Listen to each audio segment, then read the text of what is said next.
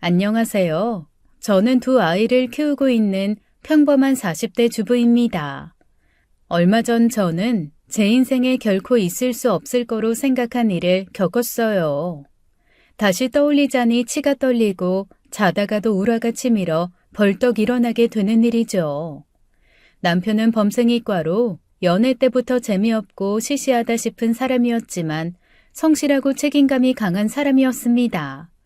술, 담배도 하지 않고 친구들 만나는 재미보다는 집에서 자기만의 시간을 갖고 취미를 즐기던 사람이었어요.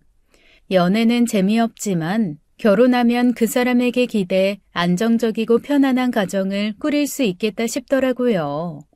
그래서 연애한 지 1년 만에 결혼했고 11살의 딸과 9살의 아들을 두고 있습니다. 남편은 생각했던 것만큼 가정에 충실하고 무엇보다도 아이들에게 100점짜리 아빠였어요. 학교에 간 후 아이들은 아빠와 보낼 주말을 월요일부터 기대할 정도로 아빠와의 시간을 기다리곤 했습니다. 아빠, 이번에 문구점에 새로운 야구 카드 나왔는데 그거 사고 캐치볼 하러 가자. 안 돼. 너는 지난주에 아빠랑 같이 자전거 타러 갔다 왔잖아. 이번 주에는 나랑 파스타 먹고 인생 네컷 찍기로 했단 말이야. 그럼 다 같이 가서 캐치볼도 하고 파스타도 먹고 야구 카드도 사고 사진도 찍으면 되지. 그건 싫어. 윤우는 맨날 내가 좋아하는 거 할 때만 빨리 집에 가자고 하거나 자기가 하고 싶은 거 하자고 한단 말이야. 그럼 이렇게 해야겠다. 토요일은 어차피 윤우가 야구 교실 가니까 윤혜랑 놀고 일요일은 윤우랑 놀고. 그래, 좋아. 서로 아빠랑 단둘이 시간을 보내겠다고 싸우는 통에 다른 집은 이해 못할 고민을 가지고 있기도 하죠. 주변에서도 남편처럼 가정적이고 애들한테 헌신하는 사람도 없다고 입을 모아 말할 만큼 좋은 아빠였습니다. 누군가는 애들이 그렇게 아빠 껌딱지라 엄마인 제가 편할 거라고 부러워하는 사람도 있었고요. 그건 맞는 말이에요. 남편이 그렇게 아이들과 함께 시간을 보내주면 저는 주말이라도 얼마간 제 자유시간을 가질 수 있었거든요. 그러던 어느 날 남편이 토요일 저녁에 오랜만에 친구들을 만나 늦게 들어온다고 하던 날이었습니다. 친구를 만나 술 한잔 마시는 것이 거의 연례 행사 같은 사람이라 그런 날 하루쯤은 늦어도 신경 쓰지 않는 편이에요. 미리 이야기해주기도 하고 또 그렇다고 너무 늦게 들어오는 것도 술에 취해 인사불성이 되는 사람도 아니라서요. 준용이가 장가 간다네. 어머, 준용 씨가? 드디어 결혼하는 거야? 누구랑? 같은 회사에서 일하던 사람인데 그쪽은 재혼인가 봐. 이혼하자마자 입사해서 일하다가 준용이 그게 반해서 3년 만에 결혼하자 했다더라고. 잘 됐네. 준용 씨 나이가 벌써 45이다. 사람만 좋으면 재혼이 대순가? 그래서 오늘 오랜만에 다 같이 모이는 거야? 날이 날이다 보니 다 같이 날 잡아 축하 겸 모이자더라고. 그래서 좀 늦을 것 같아. 알았어. 그렇다고 너무 분위기에 휩쓸리지 말고 적당히 마시고. 당신이 뭐 그렇게 많이 마실 사람도 아니지만. 알았어. 애들한테 잘 이야기해줘. 윤혜가 토요일 저녁에 볶음밥 해달랬는데 미안하네. 볶음밥이야 다음날 해줘도 되는 거고.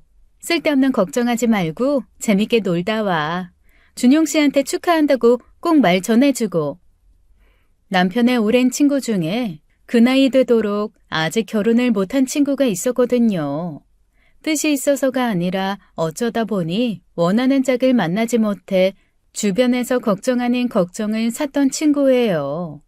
그런 친구가 결혼하게 됐다고 하니 한마음 한뜻이 되어 축하해 주기로 했다기에 그런가 보다 했습니다. 그렇게 토요일이 됐고 아빠의 볶음밥이 없어 서운해하는 아이들 마음은 오랜만에 치킨으로 달래주던 밤이었어요. 그런데 이 사람이 자정이 넘도록 연락 한 번 없이 들어오질 않는 거예요. 결혼 생활 13년 동안 한 번도 그런 적이 없어 당황스럽기도 하고 또 얼마나 걱정이 됐겠어요. 아무리 전화해도 받질 않고 문자 메시지를 읽지도 않아 결국 그 늦은 밤 남편 친구의 아내에게 연락하게 되었죠. 여보세요? 윤혜 엄마, 무슨 일이야? 미안해요, 소리 엄마. 선호 씨도 오늘 모임 같이 간 거로 알고 있는데 혹시 선호 씨는 들어왔어요? 소리 아빠? 아직 안 왔지. 아유, 그이들 오랜만에 모여노는데 그렇게 빨리 들어오겠어? 윤혜 엄마, 그것 때문에 아직 잠도 못 자고 있었던 거야? 냅둬. 들어올 때 되면 들어오겠지. 아니, 그래도 걱정이 돼서 먼저 잘 수가 없어서요. 걱정? 하긴, 윤혜 아빠는 이런 일이 드물어서 걱정도 되겠다. 나는 소리 아빠 그거 경찰서에서 연락 오는 것만 아니면 다행이다 하거든. 겨우 새벽 1시도 안 됐는데 어디서 술 진탕 마시고 놀고 있는 거겠지. 준용 씨 결혼 축하 파티 겸 만났다며. 윤혜 아빠처럼 안 그러던 사람이 한번 삘 받아 놀면 또 못 맞고 그래. 네, 죄송해요. 이렇게 늦은 시간에 제가 잠도 깨우고. 괜찮아, 이해해. 다른 사람도 아니고 윤혜 아빠인데. 일단 기다려봐. 무슨 일이야 있겠어? 이 사람도 안 들어온 거 보면 같이 있겠지. 네, 감사해요. 얼른 주무세요. 걱정 때문에 초조해 잠 못 이루는 저와는 달리 대수롭지 않게 생각하는 지인을 보면서 원래 그렇게 노는 건데 제가 너무 과한 걱정을 하는 건가 싶은 생각도 들더라고요. 하지만 안 그러던 사람이고 마냥 늦게 되면 연락이라도 줄 사람인데 연락 한 번 없으니 답답하고 걱정돼 미칠 지경이었어요. 그렇게 아무것도 하지 못하고 초조하게 핸드폰만 껐다 켰다 하며 밤을 지새우던 중 남편이 들어온 것은 무려 새벽 3시가 넘은 시간이었습니다. 아이들이 깰까 조용히 들어오던 남편은 제가 거실에 있는 것을 보고 화들짝 놀라더라고요. 당신 안 잤어? 대체 어떻게 된 거야? 왜 연락이 없어? 아이, 미안해. 애들이랑 사진 찍다가 핸드폰을 오뎅탕에 빠뜨렸는데 그때부터 먹통이 됐는지 버튼이 안 눌리더라고. 나중에 알았어. 뭐? 아니 그게 무슨... 전 그러면 소리 아빠한테 빌려서라도 좀 하지 그랬어. 집에서 기다리는 사람 생각은 안 해? 한 번도 이런 적 없는 사람이 자정이 넘도록 연락이 없이 안 들어오는데 얼마나 걱정을 하겠냐고. 미안해, 여보. 아이, 오랜만에 애들도 많이 모여서 그런지 들떠서 내가 생각을 못했어. 당신한테 친구들 만나러 간다고 했으니까 괜찮다고 생각하고. 아니 다른 사람도 아니고 당신이 그러니까 그렇지. 왜 안 하던 짓을 해서 사람 잠도 못 자게 만들어? 아유 됐어. 무사히 돌아왔으면 됐지. 지금까지 한숨도 못 자고 기다린 거야? 그럼 당신 같으면 잠이 오겠어? 아침에 왔으면 아주 내가 경찰에 신고할 뻔했어. 얼마나 마음을 졸였는데. 당신 울어? 아, 여보. 나는 됐어. 얼른 씻고 들어가서 자. 오늘 애들 데리고 배드민턴 치러 간다고 약속해놓고 언제 일어나려고. 막상 남편이 무사히 돌아온 것을 보니 화도 나지만 안도가 되어 눈물이 좀 나오더라고요. 남편이 들어오고 나서야 가슴을 쓸어내리며 잠자리에 들었는데 남편은 전에 없던 제 눈물에 미안한 마음이 들었는지 등을 돌리고 잔 저를 뒤에서 살며시 껴안더라고요. 여보, 미안해. 내가 생각이 짧았어. 다들 그런 날은 늦게 들어가도 된다고들 하니까 나도 한 번쯤은 그래도 되나 싶어서. 됐다니까. 이제부터 그러지 마. 혹시 그렇게까지 늦게 놀게 되면 꼭 연락 좀 해주고. 연락하는 게 어려운 건 아니잖아. 당신이 그랬다고 하면 나도 한숨도 못 자고 기다렸을 것 같아. 미안해. 그렇게 저는 오랜만에 남편의 품에서 잠이 들었고 저는 그게 오히려 남편과의 애정을 느끼고 확인할 수 있었던 계기라고 생각했습니다. 남편을 기다리는 동안 남편에게 무슨 일이 생겨 남편 없이 살아가게 될지도 모른다는 생각까지 했었거든요. 지인 말대로 너무 과한 걱정이었지만 오히려 그때 그런 생각을 하고 나니 남편이 제게 얼마나 소중하고 필요한 사람인지 알게 되었어요. 그런데 부부애와 가족애를 느낄 수 있었던 해프닝이라고만 생각했던 건 저의 착각이었습니다. 그로부터 며칠 뒤 먼 지역에 사는 지인으로부터 연락이 왔어요. 그 사람은 남편 친구의 부인으로 같은 지역에 살 때부터 알고 지낸 막역한 사이였지만 타지로 이사간 후에는 얼굴 본 지 좀 된 사람이었죠. 윤혜 엄마, 나야, 슬지 엄마. 지금 통화 돼? 슬지 엄마, 웬일이야? 무슨 일이 있어? 내가 정말 어이가 없고 열받는데 내 얼굴에 침 뱉기라 털어놓을 데가 없어서 전화했어. 며칠 전에 이 사람들 만난 거 알지? 알지. 그때 윤혜 아빠도 갔었는데.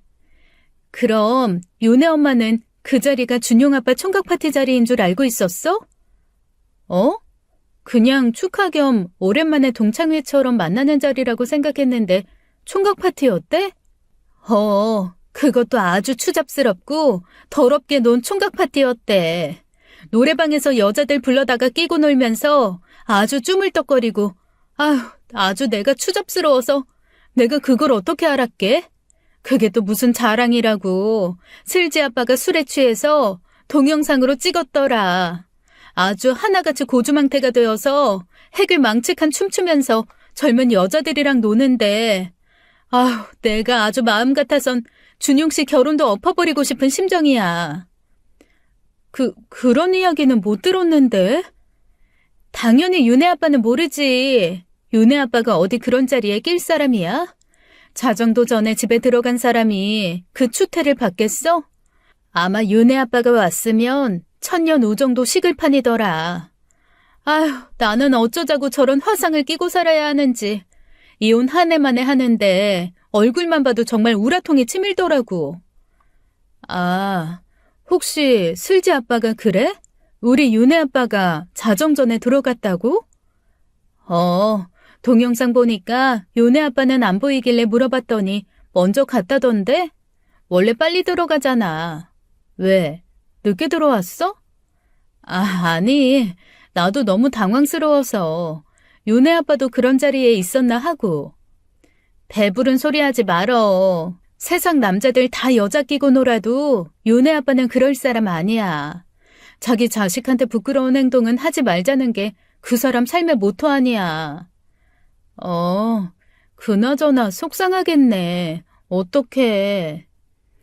진짜 어떡하나 싶다. 친정에 말했더니 엄마는 또 그건 또 바람 피운 건 아니니까 좀 봐주라고 하고. 아니 그게 왜 바람이 아니야? 다른 여자 끼고 부비고 그 지랄했으면 바람이지. 그러게. 슬지 아빠는 뭐래? 뭐라고 하긴 뭐라고 해. 아주 내가 미쳤었다. 한 번만 봐달라. 손이 발이 되도록 싹싹 비는 거. 내가 꼴도 보기 싫어서 회사 도시락도 맨밥만 싸주고 있어. 쌀도 아까워 그 인간은. 그렇게 한동안 지인의 하소연을 듣는데 저는 머릿속에 하나도 들어오지 않더라고요. 자정 전에 집으로 돌아간 것으로 보인다던 남편이 집에 돌아온 것은 새벽 3시가 넘어서였으니까요. 유흥에 취미가 없던 사람이라 믿었고 지인의 말대로 남편이 여자를 끼고 논다는 것은 상상도 할 수 없어 믿었는데 그 이후 자꾸 제 마음속에 불안과 의심이 싹트기 시작했습니다. 결국 남편을 불러다 이야기했죠. 그러자 제가 알게 될 줄은 몰랐는지 남편은 크게 당황하더라고요. 맞아. 근데 나는 그 자리에 없었어. 그건 진짜야. 슬지 엄마도 그랬다며. 나는 안 보였다고. 분위기상 애들이 여자들 부른 건 어쩔 수 없어서 말리진 못했는데 당신도 알다시피 그런 자리 너무 부담스럽고 재미없어서 바로 나왔어. 물어봐. 나는 아예 그 여자들 얼굴도 본 적 없는데. 그런 말이 안 맞잖아. 자정 전에 나간 사람이 왜 새벽 3시가 넘어서야 들어와? 그건 선호랑 준태랑 같이 있다 봐서 그런 거야. 걔네들도 그런 거 별로 안 좋아하고 그래서 같이 근처 가서 또 한두 잔 마시다 보니 시간이 그렇게 된 거였어. 같이 걷다 들어갈 만한 데 찾고 이야기하고 그러다 보니까 시간이 그렇게 훌쩍 지났더라고. 남편은 결백을 주장하며 기필코 허튼 짓은 하지 않았다고 하면서 친구와 통화도 시켜주더라고요. 그때 지인을 자다 깨웠을 때 자정이 넘도록 들어오지 않았다고 했던 걸 보면 따로 같이 있었던 것이 분명해 보이는데 어쩐지 저는 마음을 진정시키기가 어려웠습니다. 아무리 결백이 입증된다고 하더라도 남편이 한 일은 제게 큰 실망이 됐었으니까요. 그 후로 남편은 더욱더 가정에 신경 쓰고 제게 믿음을 주려고 노력하는 것이 보였습니다. 전처럼 주말을 온전히 아이들을 위해서 쓰고 제게 친구 만나러 가라고 시간을 준다거나 주말에도 집안일을 도와주는 등 신경을 썼죠. 하지만 제 마음은 전과 같지 않더라고요. 남편은 전과 다름없이 하는 것인데 저는 남편의 행동이 어쩐지 자기 잘못을 덮기 위해 하는 가식처럼 느껴지더라고요. 그저 마음에 우러나와서 하는 것들에 나쁜 의미를 부여하다 보니 며칠간은 남편 얼굴 보는 게 힘들었습니다. 그래서 친구를 만나 처음으로 남편 문제로 상담도 했죠. 너가 남편 문제로 그렇게 힘들어하는 건 또 처음 본다. 부부 문제야 섣불리 말을 얹긴 힘들지만 내 생각엔 너가 너무 과민 반응하는 게 아닌가 싶긴 해. 과민 반응? 일단 그날 일은 제쳐두고서라도 너네 남편 지난 13년간 어떻게 했냐? 그야말로 자기 가정을 위해 사는 사람처럼 그렇게 열심히 했는데 오히려 그런 일이 생기면 지난 그 노력으로 쉽게 커버되는 거 아니야? 그랬던 사람이니까 이번에도 별 문제 아니었던 것 뿐이라고 말이야. 그런가? 근데 왜 이렇게 쉽지 않지? 나도 은연중에 요네 아빠도 다른 남자랑 똑같다 그런 생각을 하고 있었나? 그럴 수도 있지. 근데 너무 그렇게 고민하고 힘들어하지 마. 요네 아빠 실수는 맞는데 그렇다고 공든탑 무너뜨릴 정도는 아닌 것 같아. 우리도 가끔 막 20대처럼 밤새도록 놀고 싶을 때 있잖아. 그런 거겠지. 그런 거겠지? 친구를 만나고 돌아오는데 엄마한테 연락이 오더라고요. 친정이 가까워 자주 보고 연락하는데 엄마가 연락하는 건 대개 애들이나 애들 아빠 때문이었습니다. 이번에도 저한테 말도 없이 애들을 데리고 친정 부모님과 점심을 함께 먹고 온 거예요. 김서방이 오는 길에 참 맛있어 보인다고 사과를 사다 줬는데 너무 맛있더라. 너네 아빠도 오늘 사위 덕에 맛있는 점심 먹었다고 기분이 아주 좋아. 아, 그래? 나한테 말도 없이 갔네. 예, 너 김서방한테 잘해. 그런 사람이 어딨니? 자기 와이프가 말 안 해도 알아서 처갓집 식구 챙기는 남편. 그거 진짜 복이야. 그리고 이건 김서방이 말하지 말라고 했는데 그래도 너는 알고 있어야지. 효주 이번에 해외 나간다고 용돈을 50만 원이나 줬다더라. 뭐? 50만 원? 아니 놀러 가는 애한테 무슨 용돈을 그렇게 줘. 평소에 처제 용돈 신경 못 써서 미안하다고 이왕 놀러 가는 거 먹는데 아끼지 말라고 줬대.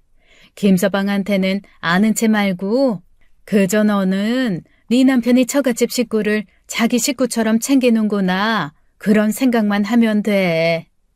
친구는 물론이거니와 양가 부모님들에게도 두터운 신뢰가 있는 사람이라 어느 순간 그런 고민으로 마음을 잡지 못하는 제가 배부른 투정을 하고 있는 것처럼 느껴지더라고요.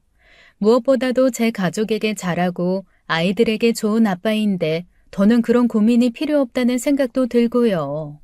그렇게 그 일이 없었던 것처럼 평범한 일상을 보내던 중 토요일에 아들의 야구 교실에 데려다 주기로 했던 남편이 약속이 생겼다고 교대를 해달라더라고요. 드문 일이었지만 갑자기 약속이 생길 수도 있으니 별 생각 없이 보내줬는데 전에 만났던 오랜 친구를 만난다고 해서 좀 탐탁치 않긴 했습니다. 솔직히 여자를 끼고 놀았다던 그 사람들에게도 실망이 컸어요. 뒤에서야 여자를 만나든 뭐라든 신경 쓸 필요 없지만 알게 된 이상 사람이 달라 보이는 건 어쩔 수 없더라고요. 마음 같아선 그런 사람들이랑 어울리지 말라고 하고 싶었는데 오랜 친구인데 남편의 인간관계에 이러쿵저러쿵 입대고 싶지 않아 그냥 꾹 눌러 참고 보내준 겁니다. 그런데 그날 친구를 만나러 다녀온 뒤로 남편이 좀 이상해진 거예요. 원래 그렇게 자기 볼일을 보고 돌아오는 날이면 아이들과 함께 시간을 보내주지 못한 것에 미안해하며 밤늦게까지 아이들과 시간을 보내곤 하는데요. 그날은 이상하게도 씻는다고 들어간 화장실에서 너무 오랜 시간을 보내는 겁니다. 똑똑. 여보, 여보, 뭐 하는 거야? 왜? 왜긴 왜야. 지금 씻는다고 화장실 들어간 지 1시간째야. 미안. 목욕하느라 시간 가는 줄을 몰랐네. 목욕탕은커녕 사우나 같은 곳도 오래 있기 힘들어 가지 못하는 사람이 느닷없이 애들이나 쓰는 욕조에서 목욕하느라 늦었다는데 얼마나 황당하던지요. 이상한 것은 그뿐만이 아니었습니다. 그 뒤로 집에서도 멍하게 앉아있거나 딴 생각하는 것처럼 보일 때가 많았어요. 안 돼! 죽었잖아, 아빠. 뭐 하는 거야? 미안해. 아니, 이게 왜 안 되지? 분명히 아빠가 눌렀는데. 진짜. 지금 몇 번째야. 계속 죽기만 하니까 게임도 재미없어. 나가서 캐치볼 할래. 그래, 그러자. 캐치볼. 그래요. 어딨더라, 공이? 여보, 무슨 일 있어? 무슨 일이 있겠어. 근데 왜 그렇게 하루 종일 딴 생각하느라 정신없는 사람처럼 굴어? 아니, 그냥 좀 피곤한가 봐. 요새 회사 일도 바쁜데 제대로 못 쉬어서 그런가? 그럼 캐치볼 하지 말고 한숨 자. 아니야. 캐치볼만 갔다 와서 잘게. 괜찮아, 정말이야. 아무리 봐도 남편의 행동은 수상하기 짝이 없었습니다. 그리고 의심의 싹이라는 게 정말 무서운 게 뭐냐면요. 한번 그렇게 남편을 의심하고 나더니 두 번째, 세 번째는 너무 쉽다는 거예요. 왜 요즘 안 하던 짓을 하며 사람을 당황하게 만들지? 왜 자꾸 신경 쓰이는 행동을 해서 사람을 불안하게 만들지? 그러니 남편의 행동에 더 시선이 가고 그럴 때마다 남편이 정같지 않다는 생각이 들었습니다. 도저히 이건 아니다 싶어 애들 재우고 나서 남편 불러다 이야기를 했어요. 무슨 일이야? 솔직하게 말해봐. 무슨 일이냐니. 당신 무슨 일 있잖아. 우리가 뭐 하루 이틀 같이 살아? 우리 자그마치 13년을 같이 살았어. 당신 속 뻔히 보인다고. 지금 무슨 문제 있는 거 아냐. 그러니까 종일 멍 때리고 밥 먹듯이 한숨 쉬고 그러지. 내가 그랬어? 그게 실은. 무슨 문제인지 남편은 답답할 정도로 한참을 머뭇거리다 어렵게 입을 열더라고요. 남편이 오래 고민한 문제는 다름 아닌 발령 문제였습니다.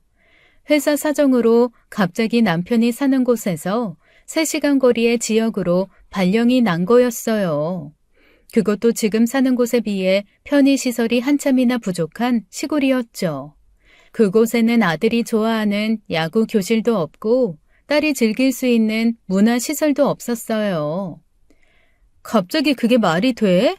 회사에는 제대로 말해본 거야? 결혼을 안 한 사람도 있을 거고 이제 신혼 즐기는 사람도 있을 텐데 이만한 애들 있는 당신 보고 그 시골로 가라는 게 말이 돼? 애들 교육은 어떻게 하라고?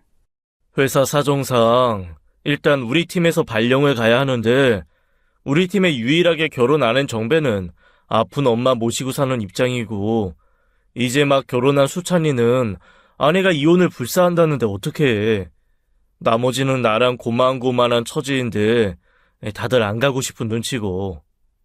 그럼 당신도 안 가고 싶은 눈치만 풍겨. 뭘 당신이 가겠다고 나서. 고민이 되지. 길지도 않고 2년만 갔다 오면 승진도 보장해준다고 하고 승진이 보장되면 그만큼 월급이 오르는데 앞으로 애들 교육비는 더 들 텐데 당연히 더 좋겠다 싶으니까.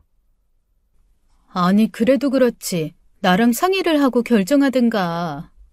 나도 고민만 해본다고 한 건데 그게 나도 모르게 올라가서 수리가 된 거야. 정말 답답하고 기가 막힌 상황이었죠. 전혀 예상하지 못한 상황에 시골 발령에 이사라니요. 그래도 남편이랑 둘이면 큰 문제는 아니었겠지만 학교 생활 잘하고 있는 애들 문제가 있으니 쉽지 않았어요. 남편이 특히 고민하며 괴로워한 이유도 그것이었습니다. 회사 사정상 발령이 불가피한데 그렇게 해서 달라질 환경이 과연 아이들에게 좋은가 싶었던 거예요.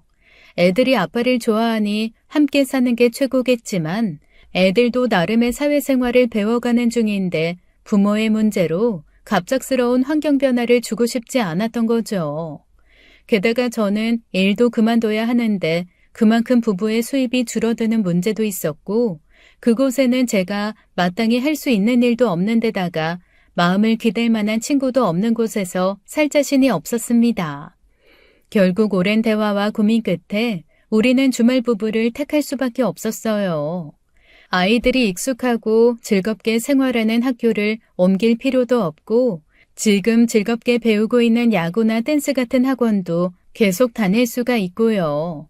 남편이 조금 피곤하겠지만 주말마다 온다면 2년 금방 갈 것 같더라고요. 남편만 혼자 보내는 게 마음이 걸리고 미안했는데 남편은 이제야 살 것 같다는 표정을 하면서 연신 고맙다고 하더라고요.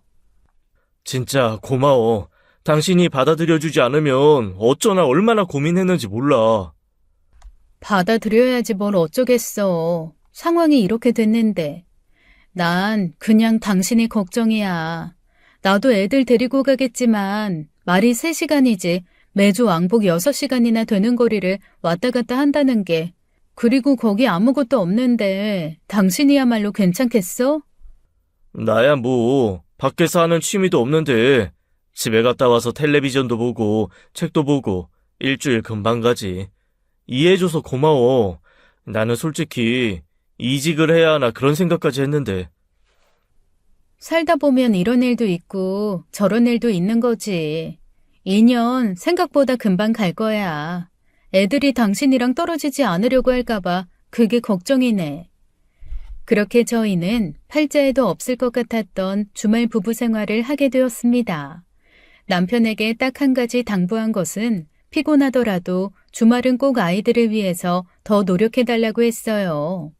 귀찮고 피곤하다는 이유로 한 번 미루면 쉽게 2번이 되고 그러다 보면 한 달에 아이들을 만날 시간이 2번밖에 안 되는 거잖아요. 어려서 아빠와 유대감이 깊은 아이들이지만 그렇게 떨어진 기간 때문에 관계에 변화가 생길까봐 걱정도 되었고요. 처음엔 남편 없이 보내는 시간이 낯설고 아이들도 불안해하며 다소 힘들어했지만 차츰 적응해 나갔습니다. 남편은 금요일 저녁에 와서 일요일 저녁에 되돌아가는 생활을 했어요. 처음엔 그게 너무 고될 것 같았는데 오히려 아이들을 무엇보다 만나다 보니 유대감이 더 깊어지는 것 같더라고요. 애들은 전보다 더 아빠를 만날 주말을 기다리고 매일 영상통화를 하면서 그리움을 달래다 보니 떨어져 지내는 시간이 그렇게 힘들지만은 않았습니다. 여보세요? 여보, 퇴근했어? 방금 퇴근하고 집에 들어왔어. 애들은 뭐해? 애들도 방금 막 밥 먹고 이제 숙제한다고 앉아있네. 당신 밥은 어떻게 하고 있어? 지난주에 당신이 싸준 걸로 밥 해 먹고 있어. 내가 냉동실에다가 전부 라벨지에 뭐가 뭔지 써서 얼려놨거든? 그러니까 귀찮더라도 냄비에 넣어서 좀 끓여서 먹어. 막 한 것처럼 맛있진 않더라도 대충 먹는 것보단 낫지. 걱정하지 마. 오늘도 당신이 얼려놓은 소고기 묵국에 장모님 갓김치 먹을 생각에 설레서 퇴근했어. 혼자 지내다 보니 낚시라곤 그거밖에 없네. 이따 애들 숙제 끝나면 다시 연락해. 자기 전에 얼굴 좀 보게. 혼자 지내는 남편의 처지가 안쓰럽고 신경 쓰였지만 어쩌겠습니까? 저희 부부가 선택한 일이니 감내할 수밖에 없었죠. 그렇게 차츰 주말 부부 생활이 적응이 되어 가던 어느 날이었어요. 오랜만에 첫째 학부모 모임에 갔는데 제가 주말 부부 하고 있다고 이야기하게 되면서 다소 언짢은 이야기가 오고 갔죠. 그래도 남편 없이 자유시간이 늘어서 좋겠어요. 좋긴. 남편 외지에 보내놓고 매일 얼마나 불안할 거야? 불안하긴. 요네 아빠 사랑꾼의 가정적인 거 모르는 사람도 있어요? 불안하긴 하지. 나 같아도 불안할 것 같은데. 내 지인 중에도 그렇게 금술 좋은 부부였는데 주말 부부 하다가 서로 소원해지고 결국 남편 바람나서 이혼한 케이스도 있는데. 맞아. 미혼하고나 부부가 같이 살아야지. 그렇게 떨어져 살면 괜히 안 그러던 사람도 이상한 생각하게 된다더라니까. 요네 엄마야, 애들이 있으니 혼자 있는 것도 아니고 바빠서 딴 생각 못한다지만 남자가 일하고 들어와서 반겨줄 사람도 없는 빈집에 있다 보면 딴 생각 안 하겠어? 꼭 바람이 아니더라도 말이야. 그렇게 살다 보면 오히려 혼자 있는 게 편해서 못 돌아가는 일도 있대. 침대 혼자 쓰다 이제 곁에 누가 있으려니 잠자리부터 힘든 거지. 뭐 말이 좋아 3대가 덕을 쌓아야지만 하는 일이다. 그러는 거지. 사실 그게 무슨 부부 생활이야? 다들 윤혜 엄마 듣는 데서 좀 너무하시네. 어머, 미안해요, 윤혜 엄마. 윤혜 아빠가 그럴 거라는 게 아니라 그냥 상황이 그렇다는 거지. 아, 네. 윤혜 아빠는 그럴 사람도 아니고 떨어져 있어도 매일 영상통화하면서 애들이랑 같이 시간 보내주니까 사실 그렇게까지 빈자리를 느끼진 못하고 있어요. 그래요. 주말 부부 한다고 다 딴 생각 하나요? 그럴 사람들이 그러는 거지. 자연스레 요즘 애들 아빠가 없다는 이야기를 하다가 주말 부부 이야기까지 나온 터라 괜히 그 이야기를 꺼냈다고 후회했어요. 제 앞에서 대놓고 그런 이야기를 하는 엄마들이니 뒤에선 아니긴 뭐가 아니냐는 둥 별의 별말을 하며 우리 집 불행을 기다릴 것 같았거든요. 저도 그런 불안이 전혀 없던 것은 아니었습니다. 사위에 두터운 신뢰를 하고 있던 친정엄마마저도 그건 좀 아니지 않냐고 만류했었거든요. 그러지 말고 다시 생각해봐. 아무리 애 낳고 사는 부부라지만 몸이 떨어지면 마음이 떨어지기 마련인데 전하의 김서방이라도 그건 좀 힘들지 싶어. 우리도 가볍게 생각하고 시작한 일은 아니야. 2년 동안 딱 죽었다 생각하고 서로 더 고생하자고 약속하고 지금도 그러고 있는 건데 엄마가 괜히 그런 말 하면 나 불안해서 더 싸우게 될 수도 있어. 괜히 걱정돼서 하는 말이지. 주말 부부 그냥 그게 떨어져 산다고 그만인 일도 아니라 보통 힘든 일이 아니라더라. 엄마 친구 딸도 그렇게 둘이 잘 살더니 주말 부부 하고 나서부터 아주 밥 먹듯이 싸워서 죽겠대. 우린 아직까지 한 번도 싸운 적 없어. 왜 그런 케이스들을 가지고 와서 일반화하는지 모르겠어. 주말 부부가 전부 이혼으로 끝나면 다들 주말 부부 무서워서 시작도 못하지. 그만한 믿음도 없이 어떻게 살아? 아니면 다행이고 혼자 지내기 적적하지 않게 자주 전화도 하고 찾아가고 하고 그래. 냉장고도 좀 살펴주고, 응? 주변에서 유쾌하게 넘어가면 좋을 텐데 걱정된답시고 한마디씩 거두는 일 때문에 오히려 저는 나날이 불안한 날들이 많아졌습니다. 매시간 전화를 하던 남편이 전화가 없을 때 금요일에 오던 사람이 피곤해서 자고 토요일에 출발하겠다고 했을 때 집에 와서도 평소보다 더 서둘러 돌아가려고 하는 것 같을 때 저는 괜히 남편에 대한 불안을 키우고 있었어요. 그럴 수도 있지 하고 넘어갈 수 있는 일을 왜 저러지 하고 의심을 키운 것이죠. 그러다 보니 저도 모르게 남편이 다른 남자들과 다를 바 없이 외로운 마음에 허튼 생각하는 건 아닌가 그런 생각을 하게 됐고 그 마음은 결국 남편에게 말도 없이 남편을 찾아가기까지 했어요. 반차를 내고 회사를 나와 아이들을 친정엄마에게 맡긴 뒤 남편에게 내려갔습니다. 가면서도 혹시 남편이 집에 없으면 어쩌나 아니면 누굴 데려다 함께 있으면 어쩌나 그런 불안이 있었죠. 초인종을 누르고 남편이 나올 때까지 얼마나 긴장했는지 몰라요. 갑작스레 찾아온 저를 맞이한 남편은 어리둥절한 얼굴로 놀라 저를 바라보더라고요. 어? 아, 여보, 갑자기 무슨 일이야? 그냥 서프라이즈. 같이 저녁 먹고 싶어서. 엄마가 당신이랑 오붓한 시간 보내라고 당신 좋아하는 아롱사태찜 해줬거든. 어? 아, 진짜? 잘됐다. 나 마침 저녁 먹으려던 참이었거든. 어떻게 딱 맞춰 왔네. 아이, 그래도 연락은 하고 오지. 나 회사 일 때문에 늦게 들어오는 날도 있는데. 들어가니 남편이 넓은 거실에 테이블 하나 놓고 제가 해다 줬던 반찬에 밥을 먹고 있었더라고요. 남편이 지내는 집은 사택으로 사실 한 가족이 살아도 될 만큼 넉넉한 크기의 집이에요. 그래서 제대로 가구를 채우지 않으면 텅 비어 있고 어쩐지 쓸쓸해 보이는 느낌이 없잖아 있거든요. 어차피 2년만 살 거고 남편 혼자라 거실에 작은 텔레비전 하나, 테이블 하나만 놓고 살게 된 건데 거기 앉아서 반찬통 2개 꺼내놓고 흰밥 하나에 먹고 있는 남편을 생각하니 눈물이 핑 돌더라고요. 그것도 다 처자식 먹여 살리겠다고 하는 일인데 아무도 없는 집에서 텔레비전 소리를 동무 삼아 부실하게 밥 먹는 가장이라니 남편이 너무나 짠해 보였습니다. 이게 뭐야? 국도 없이 반찬이 이거밖에 없어? 아이, 국은 다 먹어서 없더라고. 이게 어때서? 당신이 고기 듬뿍 넣고 만들어준 장조림에 멸치볶음이면 밥 한 그릇 그냥 뚝딱 하는데. 속상하다 진짜. 난 그것도 모르고. 왜 그래? 무슨 일 있었어? 그냥 당신 이렇게 혼자 고생하는데 나는 쓸데없는 생각이나 하고 한심하다 싶어서. 왜? 당신이 뭐가 한심해? 나는 당신한테 애들 맡기고 혼자 편하게 지내는 것 같아 미안해 죽겠는데. 차장님이 그러시더라고. 주말 부부는 서로한테 너무 큰 짐을 부담하게 한 것 같아. 미안해 오래 못한다고. 우리도 서로 그렇게 생각하는 거지. 이해해. 너무 마음 쓰지 마. 응.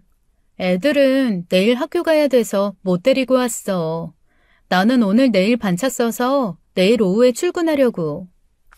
피곤하게 무슨 이런 서프라이즈를 해. 그래도 기분은 좋다. 얼른 먹자. 장모님 아롱사태찜.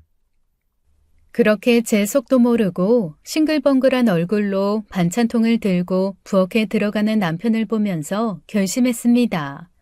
남들이 아무리 뭐라 그래도 제가 아니면 누가 남편을 믿어주겠냐고요. 가정적이고 허튼 생각하지 않는 남편 없다고 입을 모아 칭찬했던 것처럼 2년 주말 부부 생활을 보란듯이 아무렇지 않게 보내주겠다고요. 그렇게 주말 부부 생활을 한 지도 수개월이 흐른 무렵이었습니다. 우연히 마트에서 남편 회사 동료의 아내분을 만난 거예요. 그런데 그분은 저를 보고 무슨 일이냐는 듯 놀라며 그러는 겁니다. 어머, 윤혜 엄마, 여긴 어쩐 일이야? 다시 온 거야? 네? 저 어디 간 적 없는데요? 어머, 그래? 나는 남편 따라 온 가족이 같이 간 줄 알았지. 아, 갑작스러운 발령에 저희도 미처 준비가 안 돼 있기도 했고, 애들 교육 문제도 있어서 당분간은 주말 부부로 지내기로 했어요. 이번 주에도 남편 오기로 해서 장 좀 보러 온 거고요. 그래? 근데 자기 정말 괜찮아? 뭐가요? 아니, 그 회사에 지원 없는 발령이 어딨어.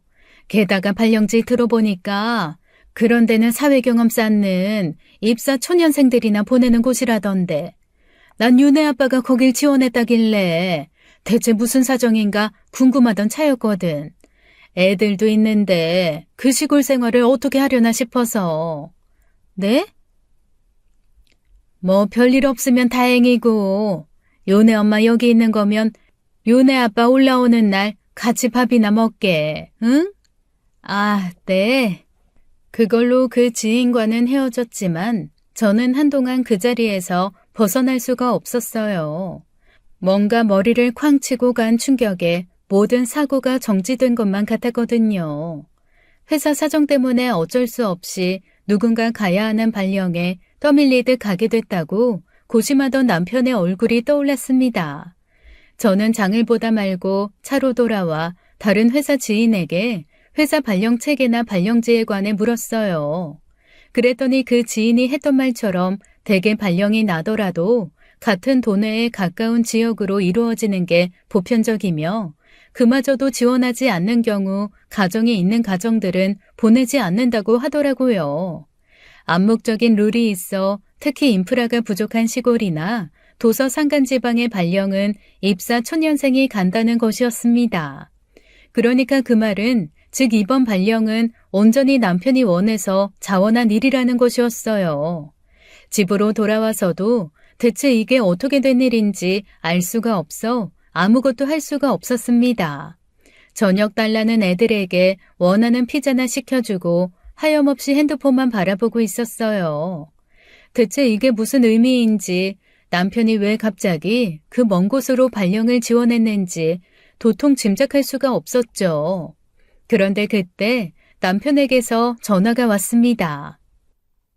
여보, 어쩌지? 아무래도 이번 주는 못 갈 것 같아. 출발한 거 아니었어? 막 출발하려던 차에 회사에서 연락을 받았어. 실은 이번 주에 회사 단합대회 겸 야유회가 있는데, 나는 진작 집에 가야 한다고 빠지겠다고 했거든. 근데 부장님까지 오시는 자리에 유일하게 나만 빠진다고 하니까 1년에 한 번 있는 자리인데 빠진다고 성화네. 단합대회? 당신 알잖아. 나 그런 자리 질색하는 거. 내일 끝나고 바로 올라가든지 해야 할 것 같은데 갔다 오면 피곤해서 힘들 것 같고 일요일에 가자니 바로 내려와야 하는데 아무래도 힘들겠다 싶은데 어쩌지? 그럼 어쩔 수 없지. 미안해. 윤혜랑 윤호한테는 내가 이야기할게. 응. 근데 여보. 아니야, 알았어. 그 발령이 당신이 지원해서 가게 된 거라는데 맞냐고 물어보고 싶었습니다. 그런데 입이 안 떨어지는 거예요. 대체 뭐가 그렇게 걱정이 되어서 그랬는지 모르겠지만 다음 날 또 애들을 엄마에게 맡겨두고 남편 집으로 향하는 동안 깨달았습니다. 저는 남편이 또 거짓말을 할까봐 두려웠던 거예요.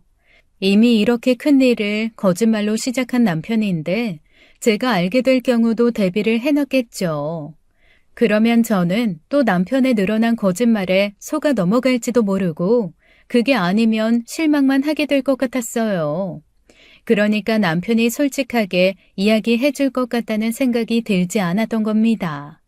그래서 남편이 단합대회를 갔다는 날에 조용히 남편이 머문 사택을 방문하게 된 거였어요. 그곳에 방문한다고 해서 답이 있는 건 아니겠지만 적어도 당장 집에 아무것도 못하고 있는 것보단 훨씬 나을 것 같았습니다. 단합대회 간다던 말처럼 남편은 집에 없었고 저는 아무도 없는 집을 천천히 둘러보았어요. 혹시 남들이 말하던 바람의 흔적이라도 찾게 될까 두려워하며 이방 저방을 둘러보던 중 저는 문득 뭔가를 깨닫게 되었죠. 없어도 너무 없다는 것을요.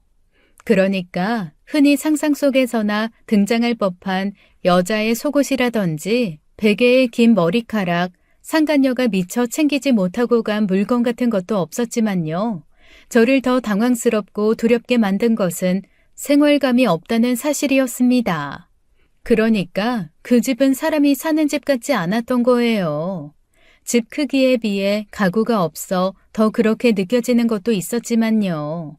물기 하나 없이 바짝 말라있는 싱크대 수전이라든지 텅 빈 세탁기나 세탁 바구니, 먼지가 내려앉아 손끝에 하얗게 묻어나는 방바닥이나 텅 빈 냉장고 같은 것들이 그렇게 느끼게 했어요. 걸어놓은 빨래도 없고 싱크대 한켠에 쌓여 있어야 할 저희 집 반찬통도 개수가 부족하고요. 혹시나 싶어 열어본 옷장에는 옷가지가 한참이나 부족했습니다.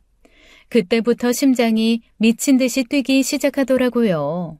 제가 간과했던 사실이 있다는 것도 깨달았거든요. 만에 하나 혹시나 여자가 있다고 해도 남편의 사택 비밀번호를 가지고 예고 없이 방문하면 그 증거를 쉽게 잡을 수 있다고 생각했거든요. 아무리 주의하려고 해도 누군가 방문한 흔적은 결국 남기 마련이니까요. 그런데 만약 반대라면요. 남편은 이 집을 저를 안심시킬 용도로 거의 쓰지 않고 그대로 두고 만약 남편이 그 여자의 집으로 가는 거라면요. 그렇다면 저는 이 집에서 그 어떤 증거도 찾을 수 없는 겁니다. 저는 보통 연락하고 갔기 때문에 언제든 대처가 가능하고 제가 서프라이즈라고 말없이 방문했을 때는 남편 입장에선 천만다행으로 집에 있었을 때였겠죠. 행위 없었더라도 회사 일을 핑계대며 늦게 들어오면 그만이고요. 생활감이 없는 주방과 먼지가 쌓인 방바닥, 그리고 옷가지가 한없이 부족한 옷장을 바라보면서 의심은 점점 확신으로 변해가는 것을 느꼈어요. 남편에게 연락했지만 전화는 받지 않았고 단합대회가 끝날 시간인 저녁때가 되어서도 연락은 없었습니다. 아무것도 먹을 생각도 하지 못하고 뜬 눈으로 밤을 새우다시피 기다리자 아침이 되어서야 연락이 왔어요. 여보, 미안해. 너무 피곤해서 연락도 못하고 잤어. 그래? 단합대회가 많이 피곤했나 봐. 거기다 끝나고 뒤풀이 하면서 술을 많이 마셔서 오자마자 씻지도 못하고 잤지 뭐야. 술 많이 마셨어? 차장님이 하도 권하셔서 어차피 집에 돌아가도 기다릴 처자식도 없는데 뭘 그렇게 마다하냐고 하시는데 거절하기 힘들었어. 그래서 지금은 어디야? 지금은 집이지. 오늘은 그냥 아무것도 안 하고 쉴까 싶어. 그래, 집이구나. 남편은 제가 사택에 왔다는 것은 상상도 하지 못한 채 거짓말을 했어요. 저는 그때 너무 놀랐던 게 남편이 너무 뻔뻔하게 거짓말을 한다는 거였습니다. 살면서 거짓말이라곤 전혀 못할 것 같았던 사람이 제가 몰랐더라면 깜빡 속아 넘어갈 만큼 태연하게요. 피곤하겠다. 그럼 쉬어. 화났어? 미안해. 내가 연락은 하고 자려고 했는데 나도 모르게. 아니야. 좀 피곤해서 그래.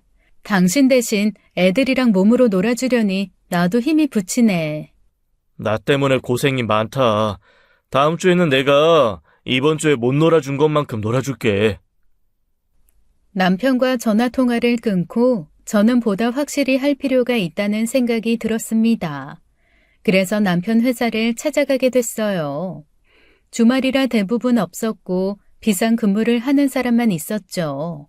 남편이 회사에 있단 말을 듣고 찾아왔다는 거짓말로 둘러대니 그 직원이 하는 말이 너무 놀라웠습니다. 남편이 이미 일주일 연차를 써서 월요일부터 회사에 나오지 않고 있다는 거였어요. 단합대회도 거짓말이었고 일주일이나 연차를 쓰고 회사도 나오지 않은 겁니다. 저는 그 모든 것이 믿기지 않았어요. 남편은 그렇게 치밀한 거짓말을 하던 사람이 아니었거든요. 그런 사람이었으면 애초에 주말 부부도 그렇게 쉽게 승낙하지도 않았을 거고 상황이 그렇게 됐다고 하더라도 무슨 장치를 써서라도 빠져나갈 구멍을 만들지도 않았을 거예요. 그래서 저는 남편에게 상간녀가 있을지도 모른다는 사실보다 남편이 그렇게 치밀한 거짓말을 해서 저를 속여왔다는 사실에 더 큰 충격을 받았습니다. 이미 거기까지 확인이 된 이상 더는 가만히 있을 수가 없었어요. 사실은 집에 와 있다는 제 말에 사색이 되어 도착한 남편은 당황한 기색이 역력했습니다. 저는 그때까지만 해도 남편이 제게 털어놓게 될 진실이 고작해야 숨겨둔 상간녀 정도인 줄만 알았어요. 그게 당시 제가 상상할 수 있는 최악의 상황이었거든요. 어떻게 된 거야? 언제 왔어? 말이라도 하고 오지. 부부 사이에 뭘 일일이 말을 하고 와. 그냥 생각나면 올 수도 있는 거지. 아니, 나는 당신이 고생할까봐. 나갈까? 점심은 먹었어? 가서 점심 먹자. 단합대회 끝나고 어디서 잔 거야? 어디서 자긴? 집에서. 그럼 내가 어제 하루 종일 이 자리에서 앉아서 기다리는 동안 당신은 어디 몰래 들어와서 숨어서 잤다는 거야? 어제? 당신 설마 어제 왔었어?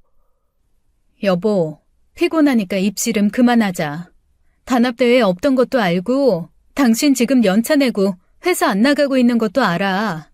그리고 이번 발령 차출이 아니라 지원인 것도 알고 왔으니까 거짓말 그만해. 뭐라고?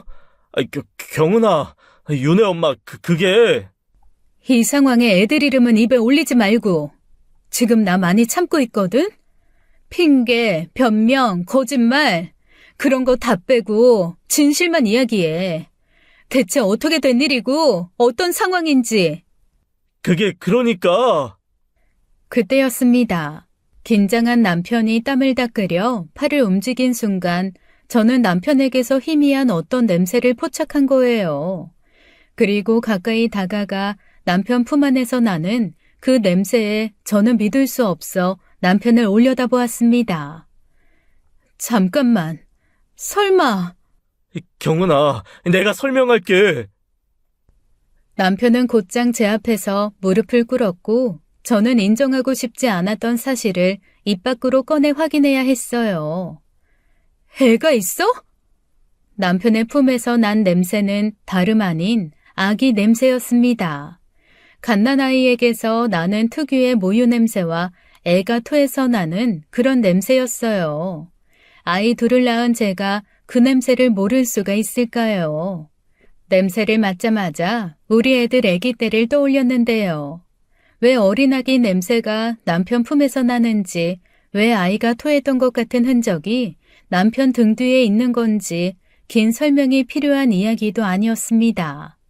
상간녀 사이에서 아이가 있다는 의미였어요. 더는 제가 참고 인내할 이유가 없었던 거죠. 당신 미쳤어? 경은아, 내가 설명할게. 그런 거 아니야. 네가 생각하는 그런 게 아니라. 그러니까 그게 맞는데. 그게 아니야. 남편은 말 그대로 무릎을 꿇고 앉아 두 손 모아 빌다가 허공에 내줬다가 제 생각이 맞다고 하다가 아니라고 하는 등 정신이 없었습니다.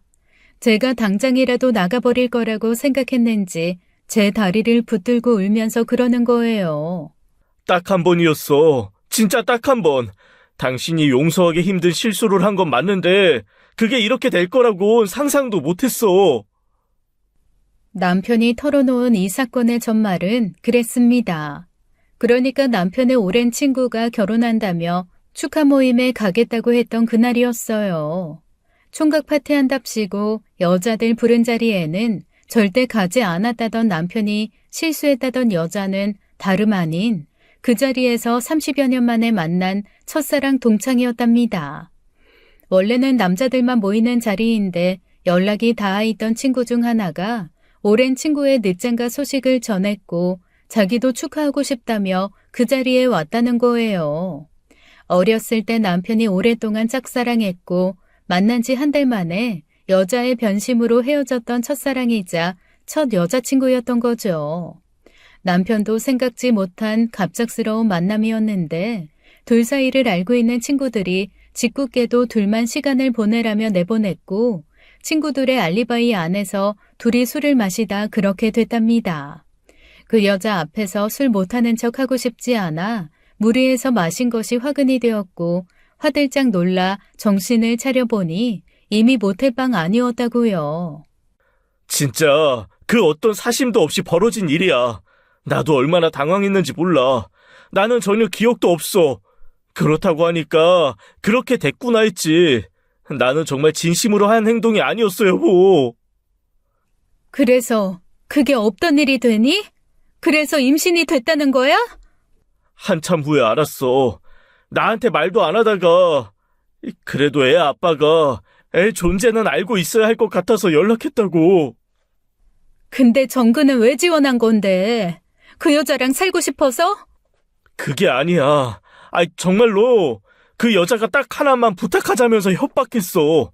평생 아빠 역할할 거 2년으로 퉁쳐줄 테니까 애 낳고 돌까지만 옆에 있어 달라고.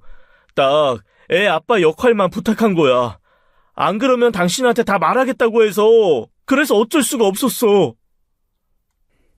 남편은 그렇게 이야기하면서 서럽게 우는 겁니다. 저는 남편이 하는 말 중 그 어떤 말도 이해가 되지 않았어요. 남편이 제게 쌓아온 신뢰가 있는데 정신이 나갈 때까지 술을 마셨다는 사실도, 그렇게 첫사랑과 하룻밤을 보내 아이를 가졌다는 사실도, 첫사랑의 협박에 못 이겨 아이 아빠 역할을 하기 위해 우리 애들 아빠 역할을 밀어놓고 발령을 지원했다는 사실도요. 남편은 원하면 만나게 해줄 수 있다며 저를 그 여자에게 끌고 갔습니다. 그 여자는 어느 정도 마음의 준비는 하고 있었는지 자기 집에서 애를 안고 저를 기다리고 있더라고요. 태어난 지 한 달이나 됐을 것 같은 아주 작은 아이였어요. 그 여자는 순순히 그 사실을 털어놓더라고요. 아내분께는 씻을 수 없는 상처를 드렸다는 거 압니다. 실수로 시작된 일이지만 결혼도 안 한 제가 늦은 나이에 갖게 된 아이에 욕심이 나서 무리한 부탁을 했어요. 남은 가족도 없어 혼자 된 마당에 도움받을 사람은 없고 그래도 아빠로서 책임이 있으니 그 책임만 져달라고 한 거예요. 정말 죄송합니다. 저한테 그런 일이 일어날 줄 누가 알았겠나요? 주말 부부가 문제가 된 게 아니라 그저 주말 부부 생활은 이들의 감쪽 같은 거짓말에 이용당한 것뿐이었습니다. 자초지종을 알게 되었다고 해서 남편과 그 여자를 이해할 수 있는 것은 전혀 없었어요. 저는 당분간 집에 오지 말라고 하고 혼자 집으로 돌아왔습니다. 그리고 집에 돌아와서야 아무도 없는 집에서 울분을 토해냈죠. 엉망이 되어버린 것 같은 내 인생은 누가 책임지나요? 엄마를 배신하고 배다른 동생을 만든 아빠에게 실망할 상처받은 아이들 마음은 또 누가 책임지고요. 숨길 자신이 없었습니다. 애들도 눈치가 빤한데 매주 오던 아빠가 오지 않게 되고 엄마와 아빠 사이에 살가운 대화가 사라지고 다정한 눈빛도 없는데 모를까요? 퍼즐 조각을 주워 맞추듯 어른들이 나누는 대화 속에서 결국 아이들도 진실을 알게 될 테고 결국 우리 가족은 절대 전으로 돌아갈 수가 없게 된 겁니다. 용서요. 남편의 실수고 어쩔 수 없는 상황이니 봐줄 수 있는 거 아니냐고요. 저는 그렇게 인내심이 강하고 너그러운 사람은 아니에요. 실수는 그럴 때 쓰는 말이 아니고요. 애초에 첫사랑을 만난 설렘에 이기지도 못할 술을 마시지 않았더라면 이런 일도 없었을 겁니다. 아니 솔직히 술이 없었다고 해도 그런 일이 없었을까 싶어요. 게다가 발령지로 데려가 저를 속이고 아이를 핑계로 그 여자와 부부처럼 지낸 것도 사실이잖아요. 이미 남편은 돌이킬 수 없을 만큼 신뢰를 저버렸고 더는 부부 생활을 이어나가기 힘들었습니다. 이혼은 안 돼. 절대 안 돼. 제발 내가 이렇게 빌게. 한 번만 용서해줘. 내가 원해서 이렇게 된 건 하나도 없었어, 여보. 당연히 믿어야 하는 사람을 믿어야 한다고 생각하게 만드는 게 얼마나 힘든 일인 줄 알아? 나는 더는 의심 없이 당신을 믿기 어려울 것 같아. 그건 부부라고 할 수 없지. 나는 당신이랑 못 살겠어. 의미가 없는 일이었지만 남편은 신랄 같은 희망이라도 걸어보겠다고 친자 확인까지 했지만 남편의 아이가 맞았어요. 친정 가족들의 강력한 권유와 도움에 여자를 상대로 상간녀 소송을 하여 기록을 남겨두었습니다. 이혼 소송까지는 가지도 않았어요. 전 남편은 친정아빠에게 정말 흠씬 두들겨 맞았고 그 과정에서 아이들이 모든 사실을 알게 되었죠. 애들 아빠로 살겠다는 것까지 막을 생각은 없었는데 아이들이 거절하더라고요. 아빠를 만나고 싶지 않다고요. 윤호야. 아빠가 잘못한 거 알아. 엄마한테도 너희들한테도 씻을 수 없는 상처를 줬어. 아빠가 더 노력할게. 계속 너희가 하라는 만큼 반성할게. 그러니까 너희 옆에서 노력할 수 있도록 기회를 좀 주라, 어? 아빠가 우리 윤우 못 만나고 어떻게 살아? 아빠가 우리를 정말 사랑했으면 여자친구를 안 만났겠지. 아빠는 엄마도 나도 윤우도 별로 사랑하지 않았으니까 여자친구도 만나고 그리고 아기도 생긴 거잖아. 그런 게 아니야, 윤혜야. 그런 거 정말 아니라고. 제발, 제발 아빠 좀 믿어줘. 아빠 싫어. 아빠 때문에 엄마도 울고 아빠 실망이야. 윤우야, 아빠는 정말 그게 진심이 아니었어. 남편에게는 저와의 이혼보다도 더 힘든 것이 아이들을 만나지 못하게 된 것일 거예요. 아이들의 마음이 풀릴 때까지, 아니 죽을 때까지 노력하겠다고 했지만 글쎄요. 상간녀는 애초에 남편과 결혼할 생각이 없었답니다. 아이를 좋아하지만 비혼주의자라 자연히 포기하고 산 건데 여태껏 앞선 남자친구들에게서도 생기지 않던 아이가 갑자기 생긴 거라 그냥 아이 욕심의 한 일이었다더라고요. 그래서 남편과 그 이상 어떠한 관계 진전도 없었고 제가 알기론 그 일 이후로 연락도 하지 않는 걸로 알아요. 자기가 죄인이라며 재산 분할도 없이 전부 제게 넘겼고 양육비도 책정된 것보다 훨씬 많이 보내고 있습니다.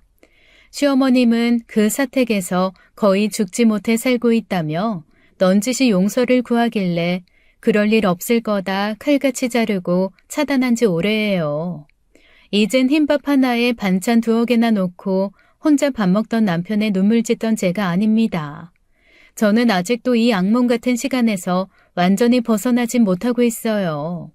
다른 사람도 아니고 철석같이 믿던 남편에게서 당한 일이라 사람 자체에 대한 신뢰가 사라진 것 같아요.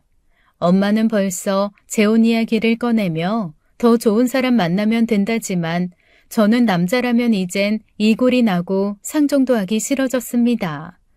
애들 생각해서라도 재혼은 절대 안 할 생각이지만 그렇다고 전 남편에게 여지를 주고 싶은 생각도 전혀 없어요. 시간이 약이라곤 하는데 대체 저는 얼마나 많은 시간을 견뎌야 이 악몽에서 벗어날 수 있을지 모르겠습니다.